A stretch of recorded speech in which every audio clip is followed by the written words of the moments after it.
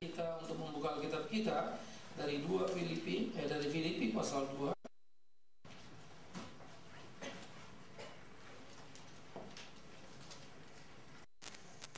Ini satu bagian yang cukup klasik di dalam memikirkan bagaimana Tuhan menjadi manusia di tengah-tengah kehidupan. Bagaimana Tuhan datang masuk ke dalam dunia. Filipi pasal 2 ayat 5 sampai ayat 11. Tetapi saya akan mengajak saudara untuk melihat ini dari perspektif self management, bagaimana kita memanage diri kita. Filipi pasal 2 5 sampai 11, saya baca 5, saudara 6 terus hingga selesai. Hendaklah kamu dalam hidupmu bersama menaruh pikiran dan perasaan yang terdapat juga dalam Kristus Yesus,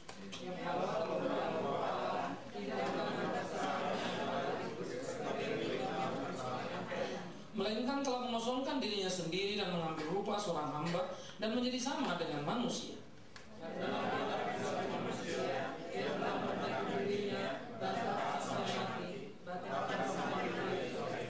Itulah sebabnya Allah sangat meninggikan dia dan mengaruniakan kepadanya nama di atas segala nama,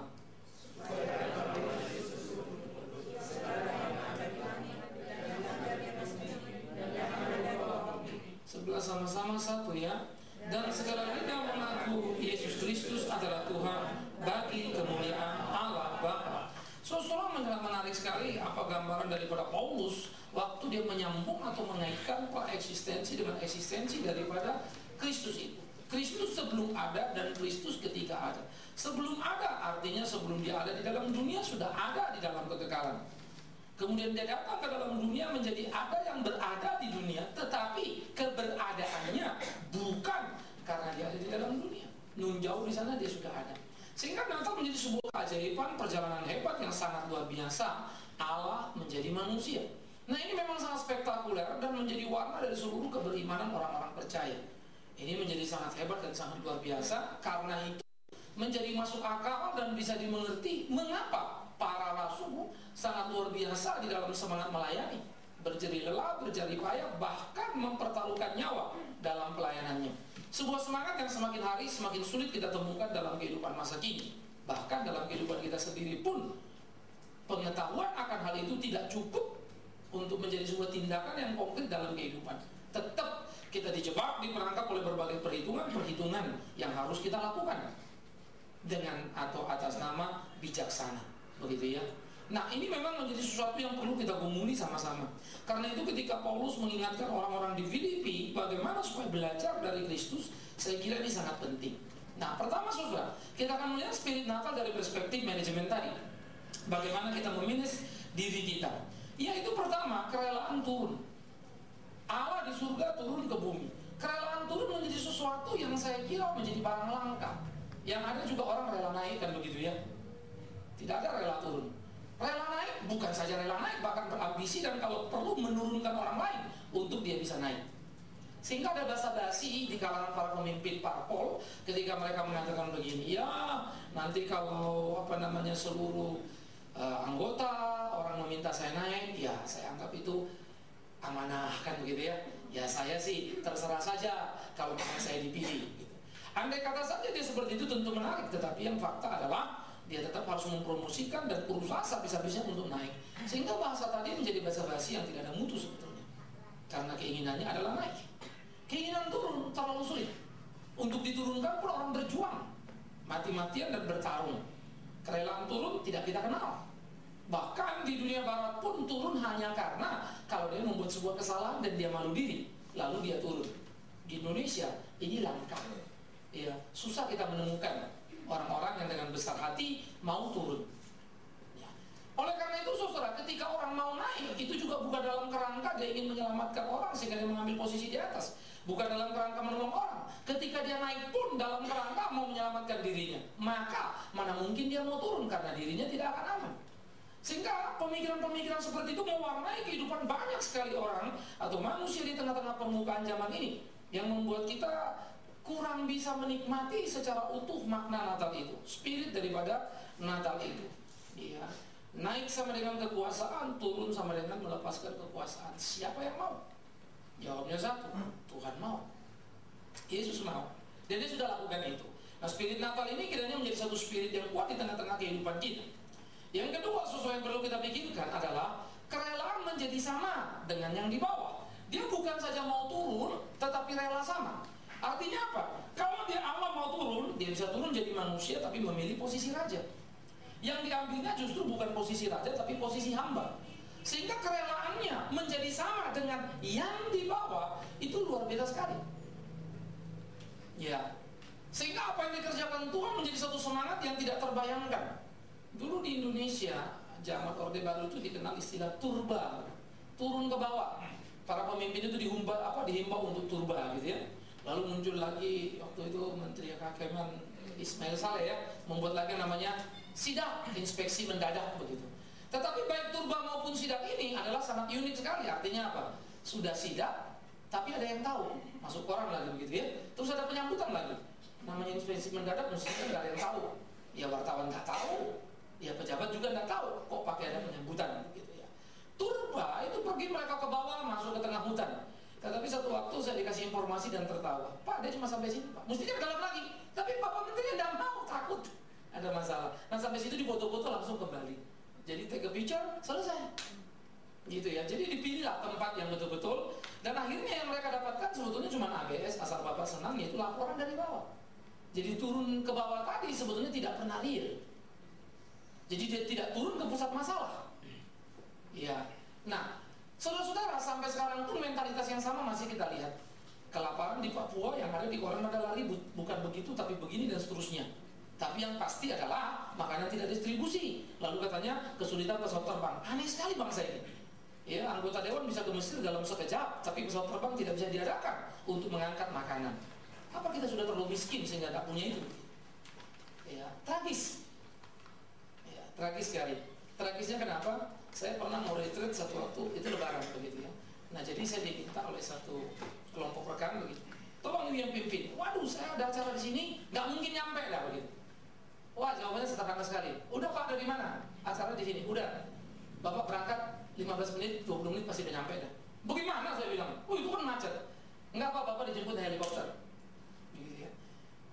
Saya mau dijemput naik helikopter yang untuk khotbah. Ada yang punya helikopter, jadi gampang kan? Nah, lalu saya mulai memikirkan itu untuk khotbah saja saya mau dijemput naik helikopter supaya cara mereka bisa berlanjut tepat waktu, jadi macet tidak jadi masalah. Lalu saya mulai memikirkan orang-orang di Papua tidak makan, terlambat makan hanya karena pesawat yang ngangkut tidak ada. Apa iya tidak ada begitu? Bagi saya tidak masuk akal. Ya, terlalu sulit untuk membayangkannya. Tetapi itulah kenyataan yang terjadi. Ya. Nah oleh karena itu kerelaan Tuhan Yesus untuk turun ke bawah menjadi sama dengan yang di bawah itu menjadi sebuah kerelaan yang luar biasa sekali, hebat sekali, ya, ajaib sekali. Nah saudaraku yang terkasih, bagian-bagian ini harus menjadi bagian yang kita pikirkan di tengah-tengah kehidupan kita. Bagaimana dan alangkah luar biasanya ketika segala sesuatu Tuhan kerjakan di dalam semangat Natal menjadi semangat yang seringkali miskin di dalam kehidupan nyata. Nah orang Kristen mesti baik memikirkan ini. Yang ketiga, dia bukan saja rela turun lalu rela menjadi sama dengan manusia, tapi kerelaan bertindak. Karena apa saya katakan bertindak? Itu bukan semacam planning yang dia canangkan. Itu bukan semacam himbauan ataupun teriakan ataupun janji yang dia ucapkan, tapi bertindak dan melakukannya di dalam kenyataan sehingga jadilah Natal. Karena kalau dia tidak bertindak atas segala apa yang dikatakannya dan dijanjikannya, Natal nggak pernah ada. Natal ada karena dia kerelaan bertindak dengan segala konsekuensi yang bisa terjadi. Bagaimana tidak? Yang menjadi terbatas karena meninggalkan kekekalan, masuk dalam ruang kesementaraan. Ia seakan tak berkuasa karena menjadi bayi tak berdaya yang memerlukan lampuin untuk menahan dingin dan palungan sebagai tempat tidur, padahal dia pencipta alam semesta. Kerelaan bertindak yang luar biasa, saudara. Sangat hebat, sangat ajaib. Selesai tidak. Yang keempat lagi adalah bagaimana kerelaan yang melahirkan semangat yang kita kenal proaktif. Nah Stephen Covey ambil dari sini. Dari khotbah di bukit, Stephen Covey melihat bagaimana Yesus mengajarkan sikap proaktif. Proaktif itu digambarkan bukan saja orang yang aktif untuk mengerjakan ini, mengerjakan itu, ya, disebut menjemput bola begitu. Tetapi yang lebih menarik lagi sebetulnya adalah ketika kita menjemput bola lalu kita berhadapan dengan tembok, kita tidak bisa berhenti. Orang proaktif akan mencari tali untuk lewat atas. Tidak bisa, dia akan gali dari bawah supaya dia bisa layak dari bawah tombak dan menggali terowongan. Sehingga orang proaktif tidak bisa menyelesaikan pekerjaan. Selalu ada kata selesai. Dan saya percaya tidak ada kerjaan yang tidak bisa diselesaikan. Saya tidak percaya semua bisa dikerjakan, semua bisa diselesaikan. Yang kita perlukan adalah keberanian-keberanian untuk mewujudkannya, kan gitu ya. Keberanian berkomunikasi untuk menyampaikan apa yang akan dikerjakan, keberanian untuk berinteraksi, yaitu bersama-sama untuk mengerjakan, keberanian berkorporasi, bekerja sama untuk menjadi satu tim yang kuat. Terlalu banyak dan bisa. Ya. Nah, ini perlu untuk kita pikirkan dan kita canangkan, sehingga semangat proaktif yang digambarkan Stephen Covey dalam Seven Habits itu betul-betul murni seperti apa yang digambarkan Alkitab. Dan saya kira satu-satunya melakukan proaktif yang paling konkret, yang paling sejati adalah Tuhan Yesus. Kenapa? Ia tidak punya kewajiban untuk meninggalkan surga datang ke bumi. Ia tidak punya kewajiban menyelamatkan manusia. Dan manusia itu tidak layak untuk diselamatkan. Tidak ada nilai apapun yang membuat dia harus turun dan meninggalkan surga ke bumi. Tapi dia mau melakukan. Proaktif. Itu sangat luar biasa. Nah, itu sebab dia bisa menciptakan perubahan. Itu sebab dia bisa menciptakan hal yang luar biasa di tengah-tengah pergumulan dan kehidupan yang kita hadapi. Ya, karena semangat proaktif tadi. Dan itu juga tidak ada yang bisa menghentikan dia. Karena berhenti atau maju itu tergantung dia, bukan tergantung lingkungannya. Bukan tergantung siapa di sekitarnya. Nah, saya kira ini akan menjadi luar biasa ya. Kalau kemudian 10 orang berkumpul dan 10 itu proaktif, maka 10 itu saling menopang, bukan saling menunggangi. Itu menarik. Sehingga mereka menjadi kekuatan yang sangat dahsyat sekali. Zaman Prancis dulu, apa nama tentara ini? Kesatria Prancis. Masketir. Masketir ya? Oke. Bahasa Prancisnya apa ya? Masketir. Simbol atau spontan mereka itu bagus ya. One for all for one. Gitu ya. Itu menjadi satu semangat yang terus mewarnai dari revolusi Prancis terus kembali kepada kesatria itu.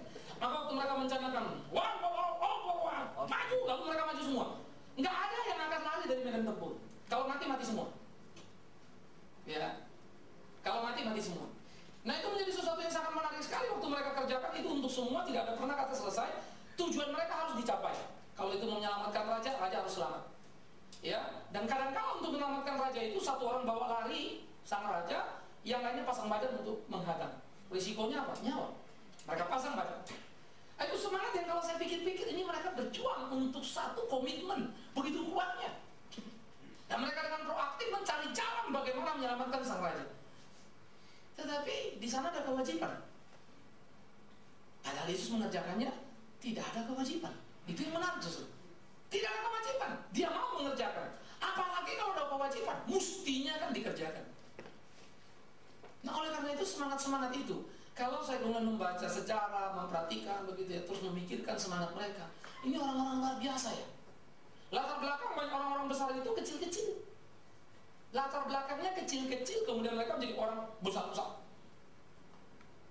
Karena pergumulan, pengalaman bagaimana mereka mau mengerjakan. Walaupun ada yang jadi bentuknya negatif, destruktif, tapi tidak sedikit juga yang bentuknya positif, konstruktif. Dia membangun dan menumbuh kembangkan kehidupan. Oleh karena itu proaktif tadi menjadi sesuatu gambaran yang sangat jelas dari kedatangan Kristus yang meninggalkan surga masuk ke dalam dunia. Maka spirit dari Natal tadi menjadi sangat luar biasa. Mau turun menjadi sama dengan yang dibawa, bertindak bukan sekedar berencana, dan proaktif di dalam seluruh tindakan, proaktif yang murni tadi. Maka Natal menjadi nuansa yang sangat luar biasa. Pengharapan akan keselamatan, karena tanpa kelahiran tidak akan pernah ada kematian. Tanpa kematian tidak akan ada kebangkitan. Tanpa kebangkitan tidak akan ada naik ke surga. Tanpa naik ke surga, apa yang mau kita tuju? Mau kemana kita pergi? Mau kemana kita melangkah? Sehingga hidup kita menjadi sangat objektif kepada tepat sasaran yang luar biasa yang Yesus sudah buatkan di tengah-tengah kehidupan kita. Nah, sekarang bagaimana spirit Natal itu menjadi spirit kerja kita di dalam keseharian kita? Saya pikir ini perlu untuk kita pikirkan terus bersama-sama. Paulus di dalam Roma pasal 12 ayat pertama mengatakan apa? Persembahkanlah tubuhmu sebagai persembahan yang kudus, yang hidup, yang berkenan pada Allah, begitu ya. Itulah ibadahmu yang sejati.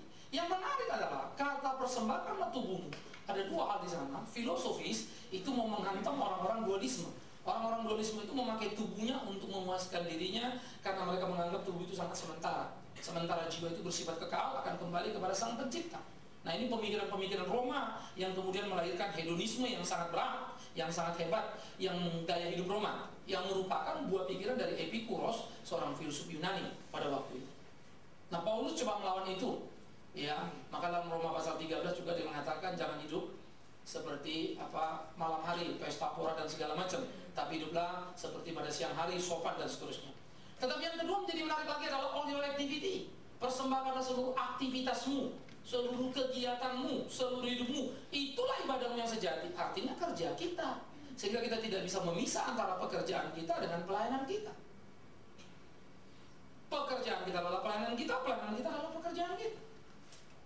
Maka combine dari hal itu akan menjadi sesuatu kekuatan yang hebat yang mewarnai seluruh struktur pikir dan semangat kita di dalam segala kelemahan dan kekurangan kita. Nah, karena itu susah. Kesadaran kerja sebagai panggilan Kristiani ini perlu kita canangkan. Ini semangat Natal mengingatkan kita bahwa kita harus mempunyai sebuah kesadaran kerja sebagai panggilan Kristiani. Ya, sekarang ini Stephen Covey mengeluarkan lagi buku yang ke-8 ya. Jadi sifat efektif yang ke-8. Nah, pada waktu dia mencanangkan itu lalu dipromot oleh Gramedia di sini, ya, dan dia dibawa ketemu dengan Presiden SBY dan Presiden SBY angkat dia punya buku begitu ya. Lalu SBY mulai berangkat dari pikiran itu. Nah, kemudian dikatakan bahwa Stephen Covey mau mengajak kita bekerja sebagai sebuah panggilan jiwa. Kalau seniman kerja itu sangat menarik. Perhatikan seniman, makan tak makan, minum tak minum itu tidak ganggu waktu dia melukis. Dia bisa cap, makan dulu, taruh dulu, tak, sampai makan itu dia lupa. Minum itu dia lupa. Kenapa? Dia tidak lapar? No, dia lapar. Dia tidak haus? No, dia haus. Lalu kenapa dia masih terus? Karena dia konsen dan terikat kepada lukisan objek ini. Kerjakan terus. Sehingga lapar itu sesaat datang, tapi waktu lewat lupa lagi. Terus. Semua orang pekerja keras begitu. Memang cenderung menjadi sakit mah. Tetapi saya mau katakan, kesadaran kerja itu begitu hebat, membuat dia tidak merasakan lapar dan haus. Ini menarik. Walaupun ada efek yang negatif tentu ketika kita maniak menjadi workaholic begitu. Itu juga bahaya. Perlu dijaga hati-hati begitu ya. Perlu kehati-hatian untuk memperhatikan hal itu. Sehingga memang mengcombine itu, wow, itu tak gampang. Orang yang menikmati waktu rest dengan baik sekaligus menggarap kerja dengan baik. Sulit menemukan keseimbangan seperti itu. Kita punya kecenderungan ekstrim begitu ya. Sangat efektif memakai waktu istirahatnya tapi tidak efektif kerjanya, gitu ya. Atau mungkin menjadi orang workaholic tapi tidak efektif mengatur waktu istirahatnya. Saya pun orang yang kejebak pun. Sekali kerja gila-gilaan, kerja itu kadang-kadang badannya rontok pun. Ya, mesti atur lagi. Saya jatuh bangun untuk belajar itu. Balance itu sampai sekarang. Secara konsep saya sudah kuat. Tapi dalam realita babak belur terus mau mengatur itu ya. Tak gampang. Berat sekali. Ya, maka saya kagum kepada mereka-mereka yang sukses membuat keseimbangan itu di dalam kehidupannya. Nah, kesadaran kerja sebagai panggilan Kristiani yang perlu kita tumbuh kembangkan dalam semangat Natal seperti Yesus yang datang ke dalam dunia. Begitulah kita menggarap dunia yang sudah dipercayakan pada kita. Sehingga pekerjaan kita adalah pelayanan kita dan pelayanan kita adalah pekerjaan kita yang kita lakukan sama baiknya, sama mutunya dalam kerangka ingin memuji dan memuliakan nama Tuhan kita. Karena itu saya tidak heran kalau Paulus pun berkata pula, kalau kau bekerja, bekerjalah seperti kepada Tuhan, bukan manusia. Nah, panggilan Kristiani, Stephen Covey menyebutnya panggilan jiwa. Lalu Presiden mulai mencanangkan supaya orang kerja seperti itu. Dan saya hanya berpikir sederhana, itu punya orang Kristen, jiwanya orang Kristen, mustinya orang Kristen seperti itu. Itu sebab Barat berhasil bukan karena Barat itu Barat, tapi Barat berhasil karena pemikiran Kristen mewarnai Barat. Ya, saya suka mengatakan time is money. Yes. Dari mana konsepnya itu? Itu sangat alkitabiah sekali. Bukankah kerajaan surga itu diumpamakan seperti seorang tuan yang pergi ke luar kota, menitipkan kepada hamba-hambanya 5 talenta, 2 talenta, dan 1 talenta. Sewaktu dia kembali setelah sekian waktu perjalanan, dia bertanya, yang 5 jadi 10, 2 jadi 4, bagus. Yang 1 tetap 1 dihukumnya. Time is money. Tapi kau membuat time is not money, maka marah sang tuan, dihukumlah. Sangat Kristiani. Hanya saja kapitalisme memang merusak semuanya. Ya, kemudian kapitalisme itu merontokkan semuanya. Sehingga kapital menjadi ukuran segala-galanya. Ya. Saya lagi mendalami pemikiran dari seorang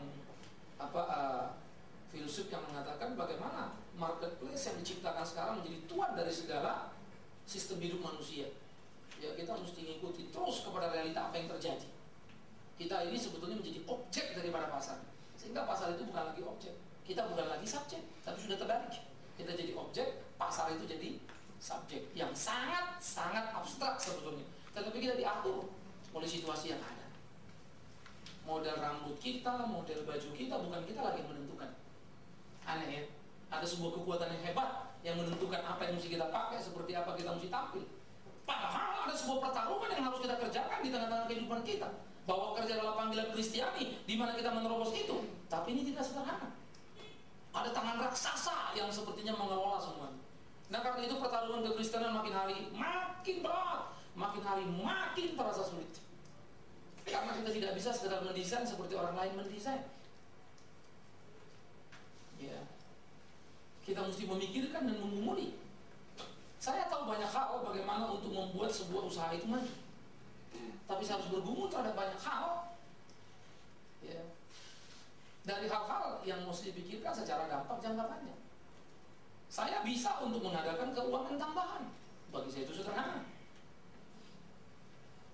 Telepon saya sama beberapa orang, pasti uang datang. Tapi persoalan kemudian adalah, apakah itu tepat? Tidak menjadi sederhana. Waduh, untuk memikirkan yang pas itu seperti apa, Pak pimpinan tuan apa enggak tuh, waduh, rasanya lebih sering salahnya daripada tepatnya untuk mengerti semuanya. Ya, ini menjadi tidak sederhana, saudara. Nah, oleh karena itulah kesadaran kerja sebagai panggilan Kristiani itu harus kita dalami sungguh-sungguh, dan itu akan membawa kita kepada kedua hal kedua, yaitu kesadaran kerja sebagai sebuah kesaksian hidup kita. Hidup kita adalah khotbah kita. Ya, hidup kita adalah khotbah kita.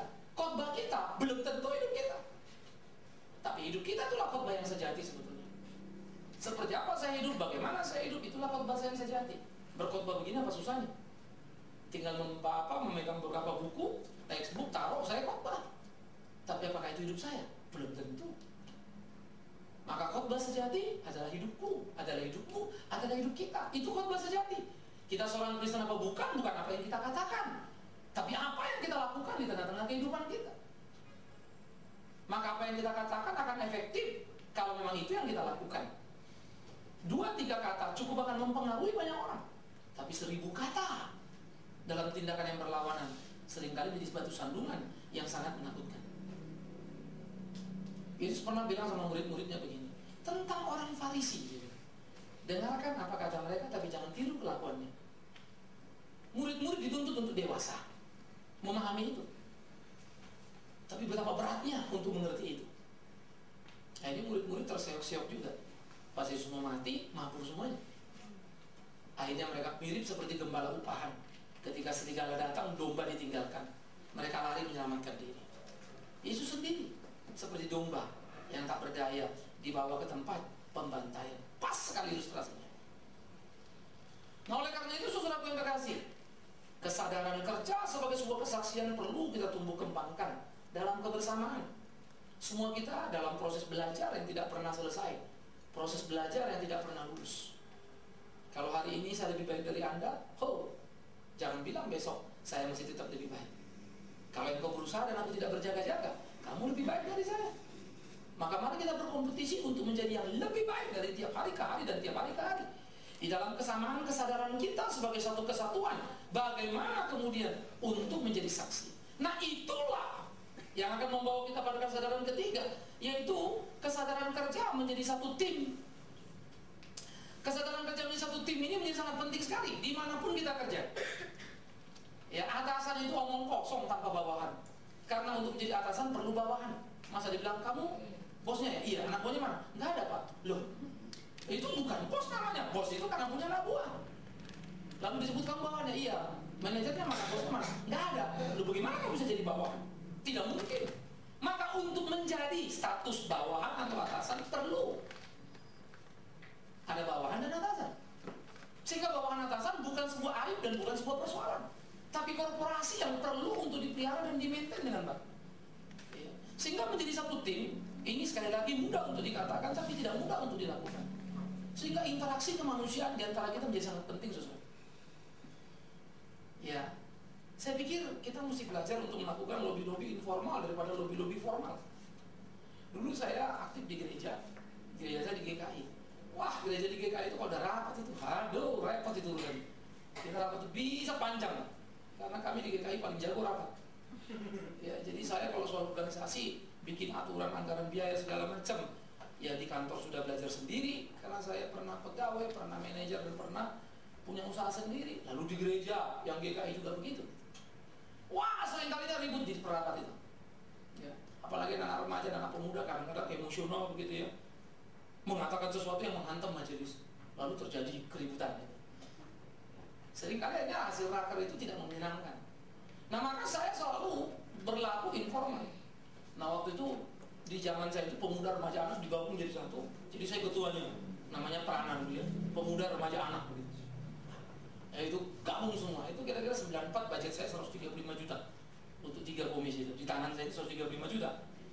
Zaman itu pula kita punya ruang kantor sendiri, masuk line telepon sendiri gitu ya. Jadi ada pesawat telepon di situ. Ya, semua alat-alat sendiri. Kenapa? Karena saya lobby aja kok. Ngomong-ngomong gitu. Kalau itu minta rapat nggak bakal kejadian itu. Bisa berantem sama majelis. Ngomong-ngomong sama sekum, anaknya murid saya kan gitu. Pak, kayaknya perlu gini loh Pak. Oh boleh, Pak ini bagus ini. Berapa gini diaturin ya. Sampai kita diajarin. Anggarannya berapa? Segini. Wah, kalau 4 juta lu susah. Itu mesti dapat majelis, tapi 2 juta gue punya hak, ya udah beli atu aja gitu. Beli atu 2 juta, besok bulan depan beli lagi atu, beres urusan, nggak ada yang ribut, gitu ya. Terus hasil kerja kelihatan dan mulus begitu. Nah, saudara, menjadi satu tim memang tidak sederhana, sehingga informal itu perlu kita biasakan. Ya, sehingga saya kalau tiap kali mau rapat sudah telepon dulu nih. Oh, ada majelis yang sudah marah-marah begitu. Saya dengar pemuda begini. Saya sorry dulu, sorry. Lu, Pak, tolong lihat saya lah Pak, jangan lihat anak pemuda ini lagi emosi gitu ya. Tolong lihat saya, walaupun apa mereka bilang nanti saya atur dah. Ya. Jadi misalnya mau ganti keyboard gitu kan, itu bisa berantem. Majelis selalu akan mengkat anggaran. Sementara yang end user kan maunya ada aja terus gitu. Sehingga kedua belah pihak tidak mau belajar sama-sama. Uang kan nggak gampang. Kalau terus nanti mau beli ini beli itu, kalau nggak ada uang terus mau bagaimana? Ya. Yang satu juga kan begitu, makin jelek-jelek kan nggak enak. Maunya kan yang bagus-bagus kan gitu ya.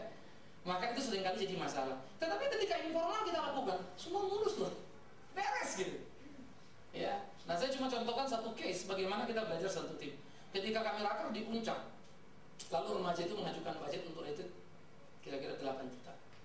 Majelis bilang kebanyakan, cukup 6 juta. Wah, ribut berantem nih. 6 juta apa 8 juta? Terus saya tanya dong, saya dipanggil, kamu remaja kenapa bikin 8 juta? Oh, dijawab, memang dulu kan komitmen segini, ini kan naik sekian persen. Terus majelis bilang, memang ada kenaikan, tapi kan nggak mungkin segitu. Paling kenaikan segini. Ah, udah gini aja. Bapak kalau misalnya naiknya 10%, setuju nggak? Ya setuju. Kalau misalnya hotelnya 20%, setuju nggak? Ya setuju. Ya sudah, bikin aja 8 juta dengan catatan. Kalau kenaikan nggak segitu, ya diturunin. Gampang kok. Ya sudah kalau gitu, nggak ada yang hilang muka kan. Aneh sebetulnya, tapi kadang-kadang kita tidak tahu apa yang mau kita ributkan. Padahal majelis sama komisi, ya satu badan loh. Kalau komisinya berantakan, majelisnya kan gagal tugas. Kalau majelisnya kacau, ya komisinya kan berantakan gitu. Sehingga saudara, informal saya kira menjadi sangat penting. Duduk, datang, kita makan, nanti rapat kita tinggal ngesahin aja sebetulnya. Ya, itu menjadi penting. Sehingga di dalam bagian-bagian seperti itu menjadi satu tim memang tidak sederhana. Ada perbedaan karakter. Saya tipe orang strike set, saya tidak mau belok-belok begitu kan. Tak mau 2-3 kali kerja. Cepat sekali saya kerja. Sehingga kadang-kadang mungkin ada orang yang tidak akan cocok dengan saya. Pasti ada. Ya. Nah, di dalam hal itu saya belajar memahami yang lain belajar memahami, maka saling memahami. Pertanyaannya satu, apakah kita sama-sama bertujuan untuk hal yang satu, yaitu untuk Tuhan? Iya, ya sudah, ayo. Lain-lain mesti berani mengabaikan dulu dong. Ya, style itu mana yang paling bagus, yaitu kita pakai. Yang kurang bagus ya jangan. Ada waktunya kita agak lambat. Ya, ada waktunya kita cepat. Kalau ngambil keputusan saya cepat, tapi ngeluarin uang juga cenderung cepat. Jadi itu juga bahaya kan? Karena ngeluarin uang mesti cenderung lambat tuh orang. Tapi buat keputusan harus cepat. Nah ini combine yang nggak selalu kita miliki. Maka kita miliki juga orang yang lambat-lambat untuk ngambil keputusan, dalam arti kata analisanya mesti ketat banget gitu. Tapi orang analisa ketat ditaruh di marketing, hancur deh, gak bakal jualan-jualan deh itu. Iya. Tetapi kalau orang-orang tipe marketing yang main gampang-gampang saja, ditaruh di keuangan, jebol keuangan. Itu combine.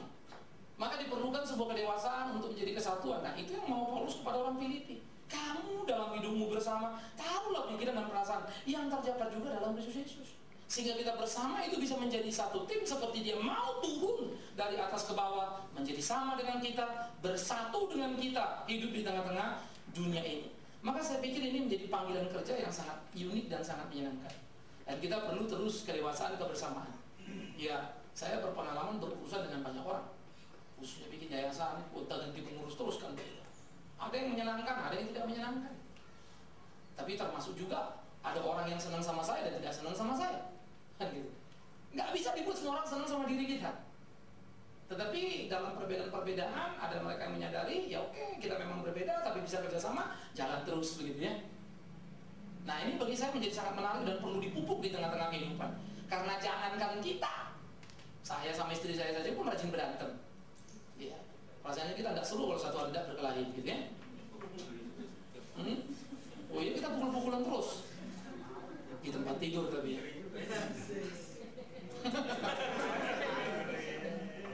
Ya.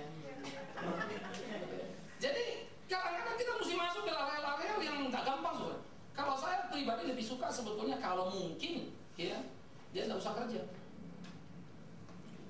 Tetapi sulit sekali untuk mencari orang untuk di bidang itu yang kemudian memperbaiki sistem semua yang bisa kita bayar. Kita juga nggak mampu untuk itu. Ya. Sehingga harus taruh di situ. Sehingga buat media Kristen, sistem penjualan kita, computerized kita jauh lebih rapi dari banyak orang. Ya. Nah, ini adalah hal-hal yang memang kemudian mau tidak mau taruh situ. Tapi kita kan nggak gampang. Ya, nanti sebagai saya kan pemimpin umum, dia pemimpin usaha. Ya, kalau saya nggak peduli, salah ya salah. Nanti misalnya istri saya di rumah bisa bilang, lu tadi mau ngomongnya begini-begini. Lu jangan lupa, itu di kantor lu bawakan, di rumah lu baru istri kan gitu ya. Sampai kantor jangan bilang lu istri, nggak bisa. Jadi jangan saudara pikir kita enak-enakan aja, nggak, tegang. Secara matematis saya rugi sebetulnya. Rugi sekali. Istri saya kalau kerja advertising manager di Trust sana, dia terima gaji 100%, di sini cuma 20%. Iya kan, banyak yang hilang begitu. Tetapi karena kebutuhan pelayanan dan saya juga terus mau belajar, mestinya bisa ya. Karena tuh dia istri saya misalnya, mestinya bisa lebih kompak dong kan. Tapi tuntutan kerjaan nggak selalu gampang. Perspektif melihat itu beda. Istri saya termasuk orang yang analisa. Saya tipe marketing kuat. Ya. Jadi kalau kerja saya cepat, lambat, itu saya marah-marah di bawah. Apa ini kalau lambat-lambat sekali? Kalau saya bilang bikin baju, saya mau minggu depan udah ada. Tahu-tahu bulan depan baru ada gitu ya. Mas saya ribut, lalu dia bilang, emang lu kira gampang, ini duitnya kagak ada. Ngomong lu gak ada duit kan gitu ya. Paling enggak lu ngomong, walaupun gak ada kan gue tahu. Kalau saya begitu caranya, lu memang kalau saya begitu. Tapi saya tahu memang gak ada duit, selesai gitu loh.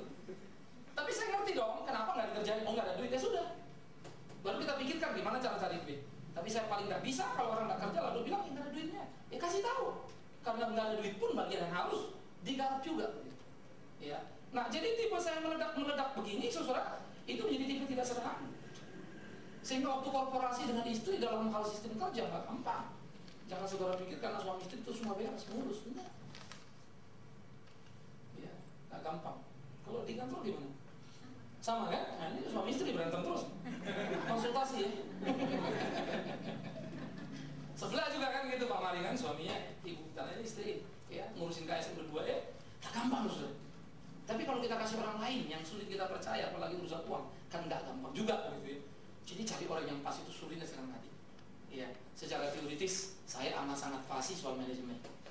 Ya, Itu bidang yang saya bumbuni dan bertahun-tahun di Astra saya cukup paham itu gitu. Tetapi betul-betul ada bagian-bagian. Nah, sehingga di dalam bagian-bagian itu menjadi satu tim, itu perlu dipelajari. Ya, bayangkan suami istri saja susah, apalagi kita yang latar belakang berbeda begitu ya. Bukan saja karakter atau kesukuan, tetapi juga edukasi kita, style kerja kita begitu. Nah, disitulah kita belajar. Tapi keberbedaan kita itulah kekayaan kita. Menjadi satu tim. Andai kata Yesus menuntut, kamu bisa kayak aku enggak? Waduh, dia nggak akan turun ke dunia, Natal nggak akan terjadi. Karena siapa yang bisa kayak dia? Siapa yang bisa seperti Yesus? Nggak ada yang bisa. Muridnya aja meninggalkan dia. Tapi dalam proses pendidikan itu menarik. Dia tetap datang kepada orang-orang yang dikasihinya. Saya kira kita mesti belajar dengan semangat itu. Kemudian saudara, kesadaran kerja proaktif seperti yang tadi itu mari kita bangun sama-sama. Kita terus mencari dan terus mencari dan terus mencari. Ya, saya sedikit share untuk Reformata tahun depan ini seluruh kepengurusan baru sudah terbentuk begitu ya. Kita sudah lagi perbaiki akte notarial, semua dalam penyelesaian, perubahan untuk bank begitu. Ya. Saya melihat ada hal-hal yang indah yang Tuhan kerjakan. Kemarin sebetulnya kayak panah, nggak ada uang. Tahu-tahu lukisan yang udah nongkrong disuruh kirim, itu uang masuk kan begitu ya. Nah, kita nggak tahu ada orang kirim 2 kali, kita juga nggak kenal siapa itu. Masuk saja ke rekening kita. Sekian gitu ya.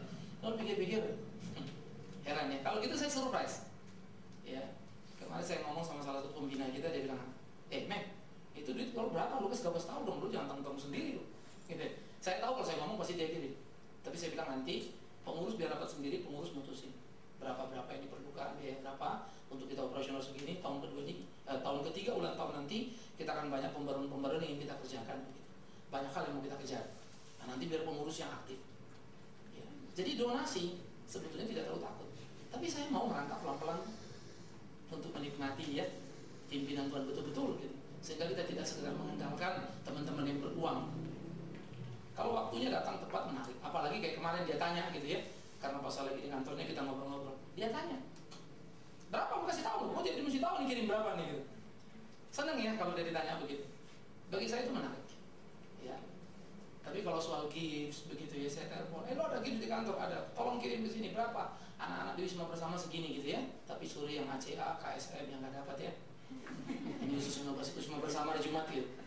Ada 2 souvenir, 2 company, lo antar ke sini segitu gitu ya. Langsung diantar, ya nanti diantar. Kita harus diambil, ada yang bisa diantar sudah. Nah, artinya ada bagian-bagian yang tidak menyangkut hal operasional, ya, gifts ya kita bisa ambil. Itu sederhana. Nah, proaktif inilah yang mendorong kita untuk mulai memikirkan dan menggarap itu.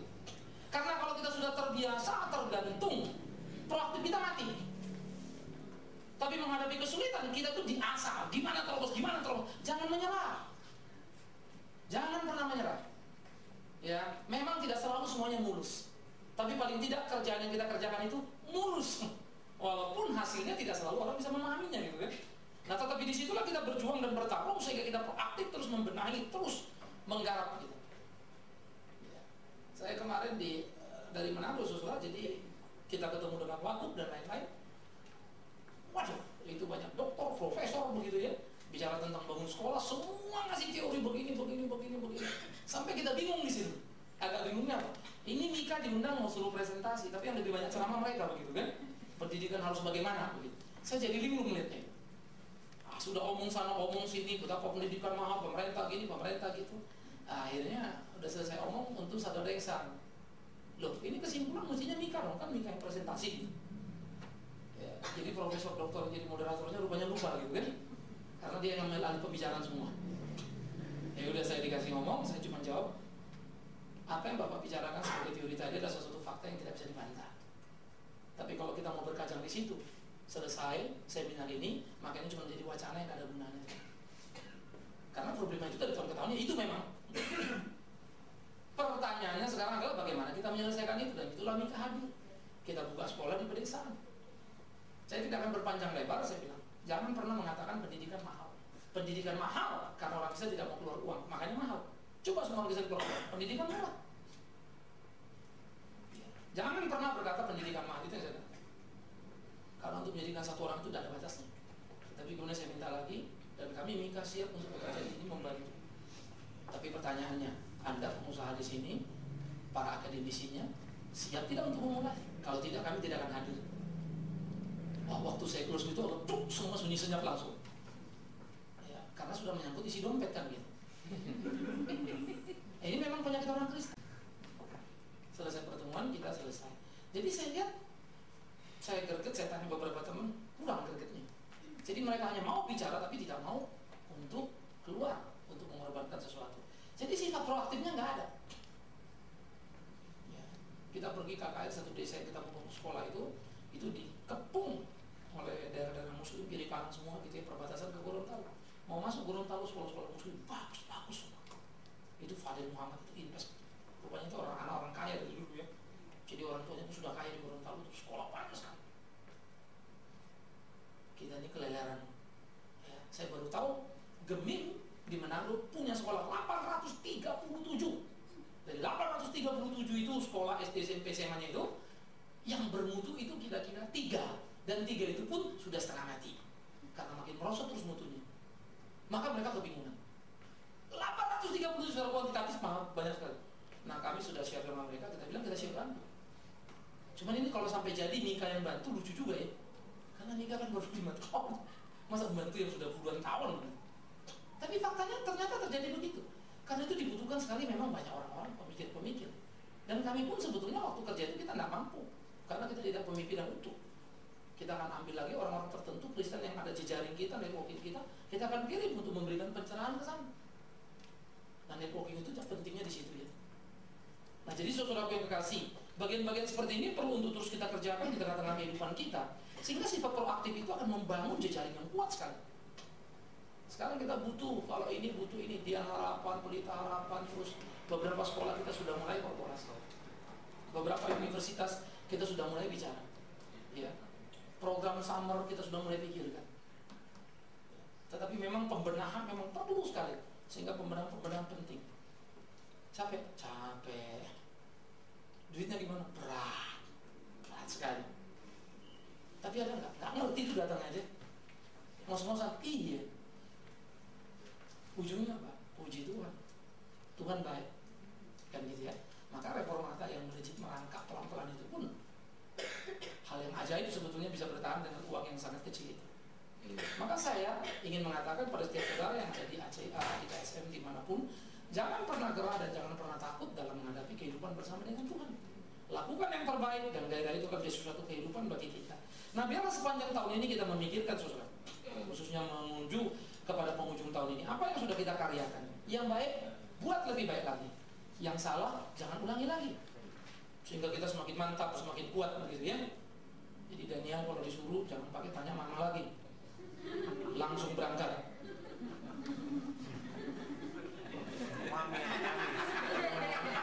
Kalau mau tanya Pak Victor. Tapi saya lihat sudah agak sedikit perubahan ya. Kemarin saya telepon mesti ke Metro TV. Kemarin di media group kita ya. Jadi ketemu Saur Huta Barat, Andi Noya, ya, Asaikap juga ketemu, cuma Surya Paloh lagi ke Amerika. Ya. Jadi tidak sempat ketemu sama Tuti Adiatama juga, sempat ngobrol-ngobrol lah, walaupun beda jalur gitu ya. Jadi Daniel rupanya tidak masuk kantor, tapi sedang tertidur Pak Victor. Ada di rumah. Di mana kamu? Di rumah. Nah lu, gila nih pemimpin umum di kantor, wartawan di rumah, luar biasa. Ini harus hati-hati nih Pak Victor ya. Segera kamu ke sana, meluncur Pak katanya. Nah itu jawaban wartawan. Dia udah demen lihat yang terakhir ya. Meluncur Pak katanya. Waktu Paul disuruh cakek kok, nggak bisa katanya. Dan itu juga menunjukkan betapa kurang ajaibnya Paul untuk memerintah anak buahnya. Itu pun perlu ditumbuh kembangkan ya, supaya perkataan menjadi nubuat. Jadi saudara, banyak hal yang mesti kita kerjakan terus, memacu dan memicu diri. Percaya sama saya. Maka berkat Tuhan itu indah ya, luar biasa. Dan saya terlalu amat sangat percaya Tuhan pasti tolong kita dan Tuhan terus berkati kita. Ya, nah disinilah kita maju dan terus bergerak. Dan jangan lupa di tengah-tengah kehidupan itu korporasi tadi, ketika nilai-nilai yang kita lakukan itu dilihat orang, banyak orang mau berinteraksi loh, ambil bagian dengan kita. Ya, yayasan desain yang saya bilang tadi, perusahaan desain yang menggarap Citibank, garap BCA, customer besar-besar, sudah mau, cuman kemarin kita tidak jadi karena yang mau training ternyata Mas Dimas sudah pernikahan begitu ya, sehingga akhirnya demi Mas Dimas Saya minta maaf sama yang sono itu. Suri bisa diumur Januari. Oke Pak katanya. Gitu ya. Jadi Januari nanti akan ada 2 minggu berturut-turut kita akan pembinaan untuk Photoshop, nanti baru langsung masuk lagi layout begitu ya. Sehingga orang-orang profesional terlibat. Ya. Nah terus, dan mereka free of charge, bukan bayar. Kalau cari yang bayar mah gampang. Cari yang free of charge ini yang susah. Tapi ngomong pun kita susah kalau belum terlalu dekat dan mereka ngerti apa misi kita. Tapi ketika mereka ngerti, mereka nawarkan diri. Apa yang bisa kami kerjakan Pak? Wow, puji Tuhan ya. Itu sangat menyenangkan sekali. Ya. Nah ini yang sangat luar biasa dan yang terus kita pikirkan. Nah saudara-saudara, jadi dalam bagian-bagian seperti itu di tengah-tengah pergumulan kehidupan kerja kita masing-masing, mari kita proaktif membangun diri kita. Maka percayalah, kalau kita menjadi pekerja yang rajin, pasti rajin belajar juga, pasti pinter kan gitu ya. Kalau kita anak Tuhan yang proaktif dalam hidup kita untuk menjadi seperti apa yang Tuhan mau, pasti kita jujur, kan begitu. Setia, bertanggung jawab, bisa dipercaya. Kalau Anda rajin, pintar, setia, jujur, bertanggung jawab begitu dan proaktif, cari kerja kan gampang. Ya, bukan cuma di Reformata. Saya sangat senang kalau kemudian Anda bertumbuh dan berkembang. Ya, asal jangan membunting di dalam lipatan. Ya, Anda akan terhormat. Kenapa tidak kan gitu. Maka saya percaya sekali kita pun akan dihargai oleh banyak orang dan kita pun akan maju di tengah-tengah kehidupan. Maju itu bukan sekedar bagaimana kita menambah aset-aset kita, bukan itunya. Tapi Tuhan menolong kita untuk kita bisa menikmati banyak hal di tengah-tengah kehidupan kita. Ya, dan ini perlu kita tumbuh kembangkan. Januari tahun 2006 kita sebetulnya Reformata masih punya tempat nginap yang belum kita pakai ini ya. Masih barter di Anyar ya. Ini Ibu Greta Alfa terus ya, supaya segera diatur untuk berangkat ke Anyar tahun depannya. Jadi kita punya 2 malam di sana.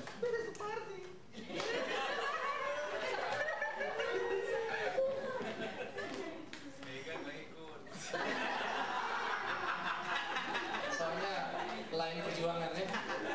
Ini saudara, ini sangat apa ya? Sangat korporatif. Sebetulnya Reformata itu apa sih? Kalau mau dihitung itu kan nggak ada ya. Tetapi ya itu yang kita bisa dapat ya. Sampai sejauh ini kita baru bisa barter dengan motor milenium kan gitu ya. Sementara Paul sudah minta Suzuki gitu. T120 Pak. Iya. Dia sudah menggoda T120. Berdoa kalau itu kemudian nanti pembicaraan selesai, sah, itu akan menjadi mobil redaksi. Tapi kita masih dalam diskusi-diskusi dulu begitu ya. Jadi harap proaktif boleh. Baik saudara yang terkasih, saya kira saudara buat catatan, saudara tutup tahun ini evaluasi diri. Coba bikin ya. Misalnya Anda dari segi intelektual, bahas saja. Seperti apa sih kamu? Banyak tambah nggak pengetahuan? Catat gitu. Yang kedua, dari segi inisiatif, Anda orang yang agresif atau pasif? Catat gitu. Jangan ditunggu disuruh baru. Kadang-kadang udah disuruh pun nggak beres gitu. Ya, apalagi nggak disuruh begitu ya. Inisiatif. Lalu mental, Anda kuat nggak? Ada kemajuan nggak? Jangan cengeng. Ya, kalau kita maju dan berjuang, penghargaan selalu datang. Jangan minta penghargaan baru berjuang, itu nggak ada. Ya. Moral kita makin lurus nggak, makin lempeng nggak kita. Saya percaya, ya, spiritual hubungan kita dengan Tuhan makin lanjut atau makin tenggelam. Ya, nah, itu terus perlu kita pikirkan. Caranya udah tahu ya, goal setting ya. Goal setting akan datang lagi tahun depan. Ya, dan kita harap nanti satu waktu bukan lagi Pak Hari ya, tapi Pak Victor dan Pak Paul kalau sudah pulang dari Hagai gitu ya, supaya beliau-beliau ini akan segera dikirim ke, kalau Pak Victor ke Maui lah, kalau Paul jangan Sama atau Maui juga Pak. Oh, sudah gak rendah hati deh sekarang. Tapi dia bilang begini sama saya nanti, mentanya saja Pak. Jadi saudara, saya kira ada banyak hal yang akan kita kerjakan ya. Dan terus saya sangat bergairah. Itu sebab ini agak sulit, agak sedikit banyak Reformatanya begitu ya. Per Januari nanti 3 teman kita ini juga akan mengambil kuliah intensif begitu ya. Ini dalam rangka saya mau mereka juga tumbuh, mengalami banyak hal, pergaulan, karena kita menggarap media Kristen, mereka berinteraksi ya. Paul akan mengambil Islamologi karena dia mau menjadi Islam. Pak Binsar Sirait akan mengambil hukum Musa ya, untuk mendalami hal itu.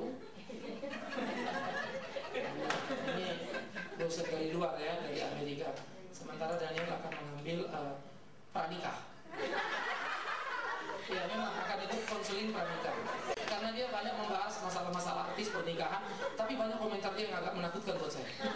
Makanya dia biar ikut konseling pranikah sehingga tahu nikah Kristen itu kayak apa, persiapan kayak apa ya, termasuk dia juga mau nikah sekaligus pranikahnya ya. Jadi saya harap ini juga bisa membuat kita maju. Itu tidak murah saudara ya, itu uang semua, tapi terus ya. Budi kita akan kirim untuk masuk di studionya Pak Rudi Hidayat untuk belajar editing gitu ya, terus di-upgrade semuanya. Jadi bisa terus berkembang ya. Tapi kalau Boti kita cutikan untuk sementara karena genderang perang sudah segera akan dikumandangkan.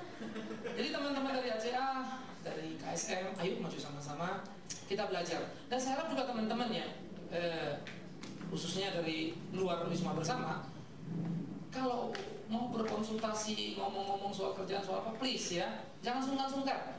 Jadi jangan cuma datang persekutuan lalu pulang gitu. Ya, silakan mau ngobrol-ngobrol, ada Pak Victor, ada saya mau tanya apa-apa begitu ya.